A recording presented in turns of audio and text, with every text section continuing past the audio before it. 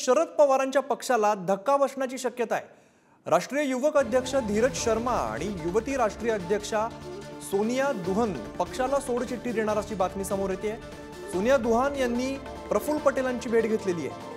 सोमवारी अजित पवारांच्या पक्षात प्रवेश होण्याची शक्यता वर्तवली जाते। धीरज शर्मा यांनी फेसबुक पोस्ट करत सर्व पदांमधून मुक्त होत असल्याचं जाहीर केलेलं आहे।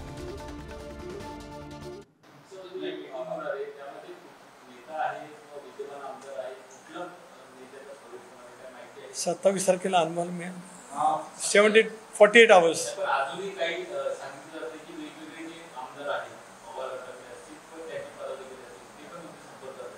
असं आहे की अनेकांचा संपर्क वेगवेगळ्या स्तरावरती त्या ठिकाणी आहे।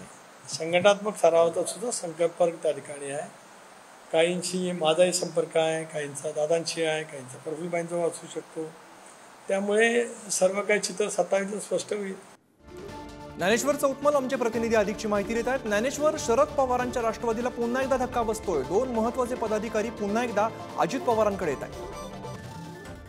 राष्ट्रीय स्तरावरचे दोन्ही नेते आहेत, त्यातल्या युवक राष्ट्रीय अध्यक्ष त्यांनी ऑलरेडी राजीनामा दिलेला आहे। आता मात्र सोनिया दुहान या काय निर्णय घेतात हे पाहणं महत्त्वाचं ठरणार आहे। मात्र आता जो फोटो आपण दाखवतो आहोत, ज्यामध्ये अजित पवारांच्या राष्ट्रवादीचे नेते प्रफुल्ल पटेल यांची सोनिया दुहान यांनी भेट घेतलेली आहे। सोनिया दुहान अजित पवारांच्या राष्ट्रवादीत प्रवेश करण्याची शक्यता अशी आहे की उद्या हा पक्षप्रवेश होऊ शकतो।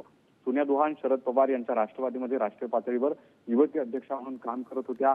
आता अलीकडच्या काही तासांपर्यंत इंडिया आघाडीसाठी मतदान करण्याचं त्यांनी आवाहन केल्याचं देखील आपण त्यांच्या सोशल मीडिया अकाउंटवरून पाहिलेलं आहे। मात्र अगदी आजच्या दिवसभरातली जर घडामोड पाहिली तर त्यांनी प्रफुल्ल पटेल यांची भेट घेतलेली आहे।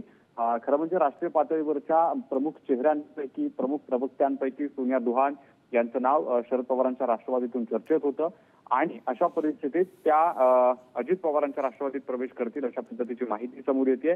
मागच्या काही दिवसांपासून राजकीय वर्तुळात तशी चर्चा देखील होती। मात्र आता प्रफुल्ल पटेल यांची दिल्लीमध्ये सोनिया दुहान यांनी भेट घेतलेली आहे। पुष्पगुच्छ दिल्लीचा एकत्र आल्याचा भेटीचा फोटो आपल्या हाती लागलेला आहे। पाहावं लागणार हा पक्षप्रवेश कधीपर्यंत होतोय। निश्चित ज्ञानेश्वर, महत्त्वाची घडामोड म्हणावी लागेल। धन्यवाद या सगळ्या सविस्तर माहितीसाठी।